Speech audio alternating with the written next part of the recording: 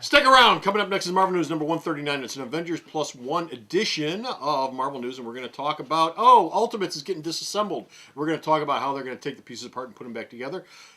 Neil Gaiman is bringing a character into the Marvel Universe that he owns, that he's given to Marvel, or at least letting them play with. That's going to come up next. Also, we're going to talk about Marvel Now Wave 2. They're going to do a Wave 2 on Marvel Now, and we're going to wrap it all up with original graphic novels coming from Marvel in the Avengers vein. All that and more coming right up.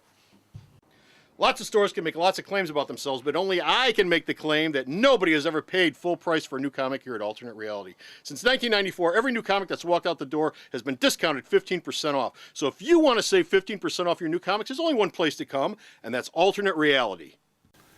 When Bo starts talking Marvel News, hey, shut up. Bo's talking Marvel News. Let's just admit, it's a prick epidemic. Marvel Comic Book News, episode 139, Solutions Galore. Hey folks, Comic Book Man here. Welcome once again to my video outhouse. Bo! Yeah. What time is it? It's Avengers Assemble time, kids! Actually, it's Marvel News time. Well, it's Marvel News, which is coming from this place, Alternate Reality, located at the intersection of 111th and Kedzie in beautiful downtown Mount Greenwood. Alternate Reality, where all my new comics, especially all my Marvel comics, especially all my Avengers comics, are all 15% off every day for everyone. Our first story up today involves Neil Gaiman, of all people, bringing one of the characters that he won in his lawsuit into, well, his half. Yeah, his half. He owns a character. He's bringing it into the Marvel Universe. That's nice of him. So this was not a Marvel character to begin with. So in a roundabout way, Todd McFarlane is working for Marvel. Sort of, kind of. Because he owns half the character. Todd's back on the plantation. The character we're talking about is Angela. Yes, Angela. Neil Gaiman's long and involved lawsuit with McFarlane about Miracle Man, Marvel Man, whatever the hell you want to call him, was over with, and he ended up with half ownership of Angela, Caglioso, Medieval Spawn. And well, that was a sort of a separate lawsuit. But it was a separate lawsuit. But Angela is not going to join the Marvel Universe. Yes. She will be seen in Age of Ultron number 10. Now, is this the big surprise at the end of Age of Ultron 10? According to Marvel, Angela's appearance in Age of Ultron number 10 is kind of like Thanos' appearance at the end of the Avengers movie. You're going to see her, and then it's going to lead into something more. The something more is the fact that not only is Gaiman going to co-write that issue with Bendis, he's going to co-write Guardians of the Galaxy number 5, which is also going to have Angela in it. I'm assuming this means Angela may be joining the Guardians, for all we know. And for all of you who are wondering, does this mean that Marvel Man's almost at Marvel? Axel Alonso said, I can't say that one way or the other. What I can tell you is that we will be seeing Marvel Man relatively soon. So this year, Marvel Man's returning. Marvel Man will be popping up in the Marvel Universe. That could be what the big deal ending of Ultron number 10 is going to be. It could be. It could be the appearance of Marvel Man. Now the Angela thing, Joe Quesada talked to Gaiman about Angela joining the Marvel Universe in 2002. The lawsuit in 2002 through 2006, while the lawsuit was still goofing around, it ended in 2012. So this is something that Gaiman and Marvel have been talking about for a while.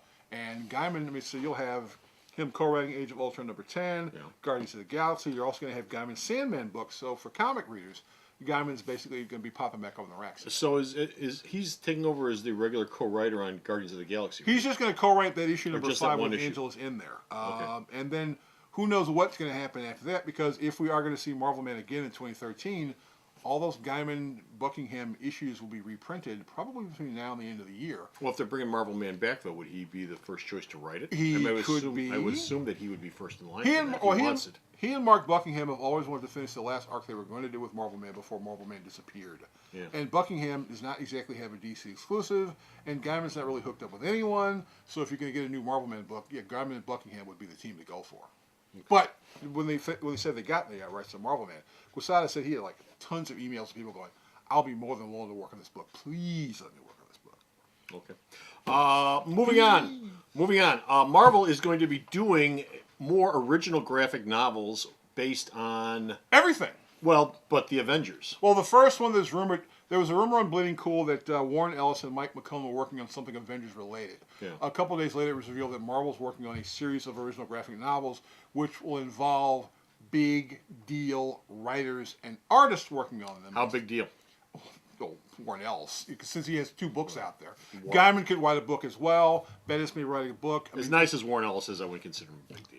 Actually, Warren Ellis has written a couple fiction books Yeah. that have sold quite well. Gun Machine, I think, is out right now. It's for Crooked Little Veins. They're really a damn good book. And Ellis is a guy who has cachet. If you walk into a bookstore owner and say, "Hi, I've got this Warren Ellis book to get," they'll pick it up. Yeah. So, Okay. but big deals. That's probably him on the phone right now. Warren, stop calling us.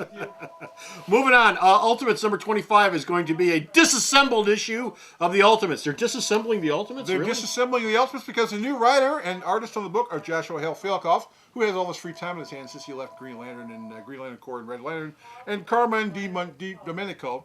They're going to take over the book because Sam Humphries was offered something from, we assume, Marvel that was so big.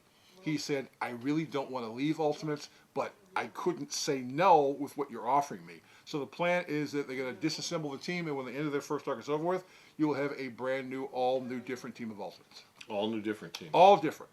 Okay. Every single member that was on the team right now will probably all be gone.